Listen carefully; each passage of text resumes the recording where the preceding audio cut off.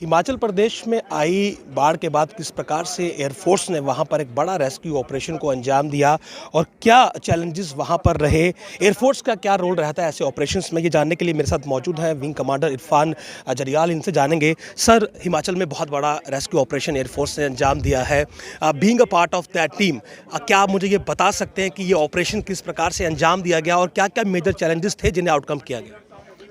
हम लोगों ने हिमाचल के जो ऑपरेशंस थे वो 2 फेजेस के अंदर किए थे। सबसे पहले हमें बताया गया था कि कांगड़ा डिस्ट्रिक्ट के अंदर फ्लड्स आ गए हुए हैं और उसके लिए लोगों को रेस्क्यू करना है। जब हम वहाँ पर पहुँचे तो हमने देखा कि लोग रूफ टॉप्स के ऊपर, छोटे-छोटे खेतों के ऊपर, छोटे-छोटे आइलैंड्स के ऊपर आके अटके हुए थे। उनको वहाँ से निकाल कर हम लोगों को पठानकोट लेकर आना था।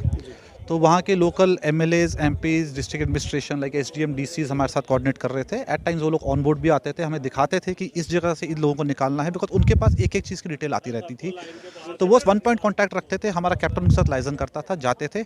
या तो हम लोग लो होवर के ऊपर या फिर विंच अप करके उनको निकाल कर लेकर आते थे। मंडी के अंदर प्रॉब्लम ये थी कि रोड्स कट ऑफ हो गए हुए थे, लोगों के पास खाने के लिए रिलीफ सप्लाईज़ अवेलेबल नहीं थी।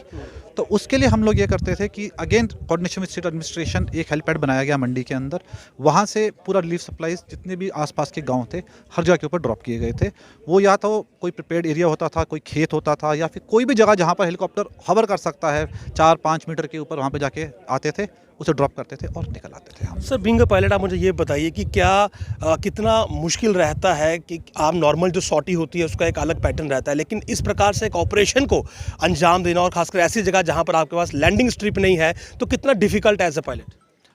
मैं हमेशा बोलता हूँ इस चीज़ के लिए कि ज़िंदगी में अगर आपकी तैयारी अच्छी है तो कोई चीज़ डिफ़िकल्ट नहीं होती है। तो एयरफोर्स की ट्रेनिंग ऐसी है कि हमारे सारे के सारे पायलट्स ऐसे चैलेंजेस मीट करने के लिए तैयार हैं। और अगर आप हिस्ट्री के अंदर भी जाएंगे तो 2011 ऑनवर्ड जो ले फ्लड्स आए थे उत्तराखंड, श्रीनगर, चेन्नई, हर जगह के ऊपर एयरफोर्स ने हमेशा एडमिनिस्ट्रेशन की हेल्प की है। और जितनी भी उनको टास्क दी गई थी हमेशा सिविल एडमिनिस्ट्रेशन के लिए as well as for civilians के लिए पूरा किया गया है। सर, ऐसे ऑपरेशंस के लिए स्पेशल इक्विपमेंट क्या रहते हैं एयरफोर्स के पास, और बीइंग अ पायलट जो है वो स्पेशली क्या चीज़ जहन में रहती है जब ये इस प्रकार का ऑपरेशन होता है? इक्विपमेंट वाइज तो हमने हेलीकॉप्टर तैयार करके रखा हुआ। आप अंदर देखेंगे इसके अंदर स्ट्रेचर्स लगे हुए हैं, कोई लाइंग पेशेंट्स अगर उसको लेकर जाने हैं। लेफ्ट साइड के ऊपर सारा इक्विपमेंट लगा हुआ है। विंच है जिससे आप हार्नेस के साथ किसी को भी, अगर कोई हट्टा कट्टा आदमी है उसको नीचे या फिर ऊपर खींच सकते हैं। लेकिन हम लोगों ने कांगड़ा डिस्ट्रिक्ट के अंदर 3 साल की बच्ची से लेकर 90 साल की औरत तक सबको रेस्क्यू किया था।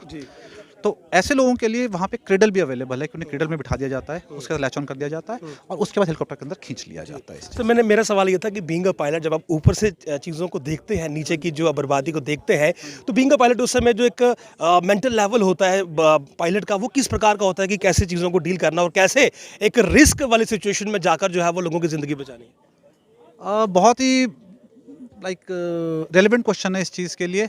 लेकिन एक पायलट को ये होता है कि अपना होश हमेशा हाथ में रखना पड़ता है। अगर हम लोग भावनाओं में बह जाएंगे तो कुछ भी अनहोनी हो सकती है।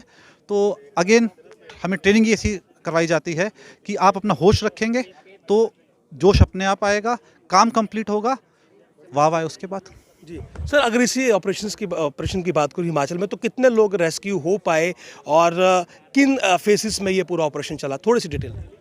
हम लोगों ने कांगड़ा डिस्ट्रिक्ट के अंदर 1004 लोगों को रेस्क्यू किया था, बिकॉज वहाँ पे लोग अटके हुए थे।